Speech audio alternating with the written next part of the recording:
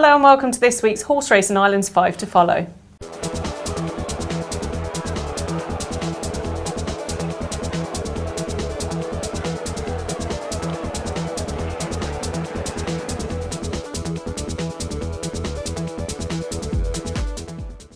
We have two meetings ahead of us this weekend. We've Fairyhouse on Saturday and Navan on Sunday to look forward to. So Martin, last weekend then? Unfortunately, no luck for Miriam and for Shane last weekend at all. Yeah. So I suppose less said the better probably about some of the selections because things just didn't work out for us. But I mean, that's the way things go. Absolutely, yeah. And hopefully this week we can do a bit better, although it certainly won't be easy. No. And you're going to kick us off at Fairyhouse tomorrow.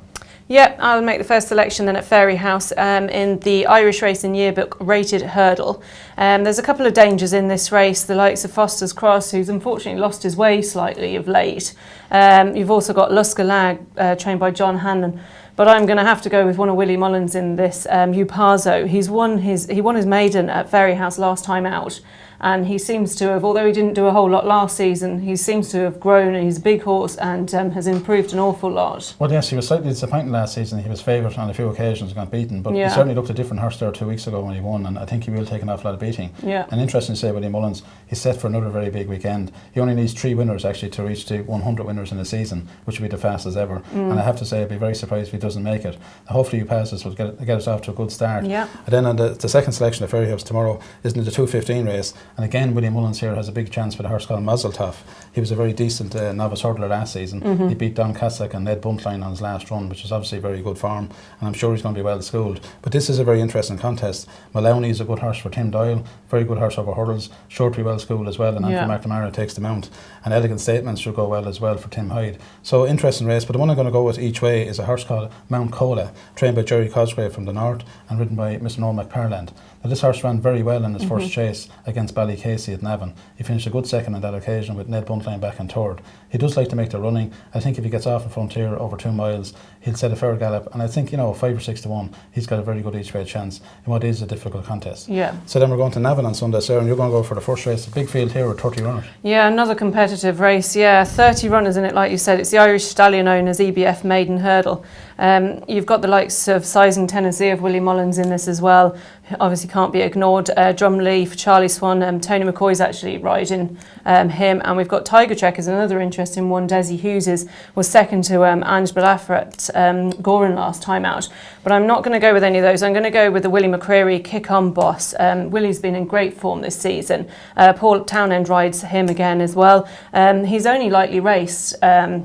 He's had a couple of good runs since winning his bumper this time last year, and he was second to Moyle Park at Navan, it was a couple of weeks ago. Yeah, that was a very good run because Moyle Park, top bumper horse last season, and expected to be a very top novice hurdler this season as well. So yeah, I'd say he's a good chance. The form is looking good for him, but an each way bet, I'm sure. Absolutely, I think with 30 runners you have to go each way.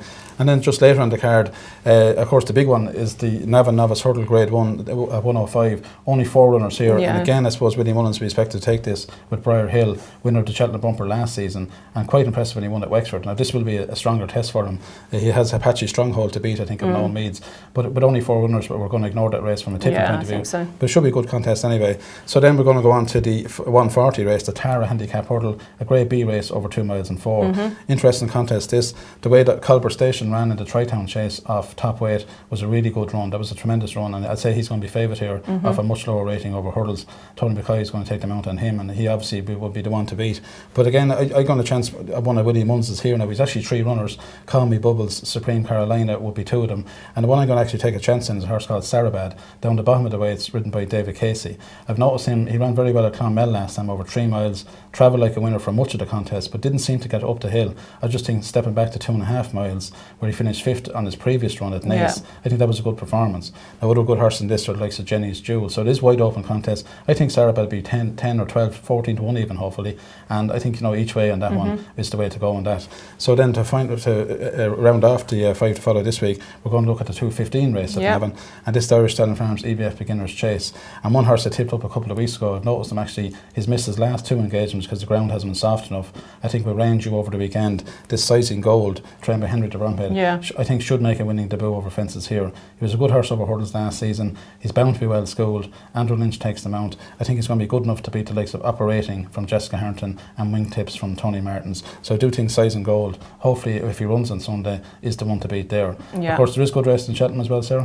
Yeah, we've got good racing. Willie Mullins, I think, has a runner over there, doesn't he? That's right, the well-keeled hurdle, Glenn's Melody and Ruby Walsh going over to ride. I'm looking forward to the international hurdle, but a big clash between the new one and Zarkandar, two leading champion hurdle hopes for next year's champion hurdle. I think the new one is probably good enough to win there, although it would be a sharp price. And of course, next weekend, more racing then, Sarah? Yeah, we have Navan on Saturday next weekend, and then we have Thurles on Sunday. And also, just to say then that you'll be doing the Leopardstown preview on Monday the 23rd. Yeah, certainly looking forward to that. Myself and William will be doing that. And lots of good racing there at Limerick, at Leopardstown and Limerick, and of course Down Rail on Stephen's Day as well. Yeah. And we'll have, of course, the King George chase then at Kempton and then Stephen's Day as well. So lots to look forward to there. So great racing to look forward to then. So if you'd like any more information on the racing this weekend, you can go to the racecourse websites, or you can follow us on Facebook and Twitter. Thank you for watching, and we'll see you next week.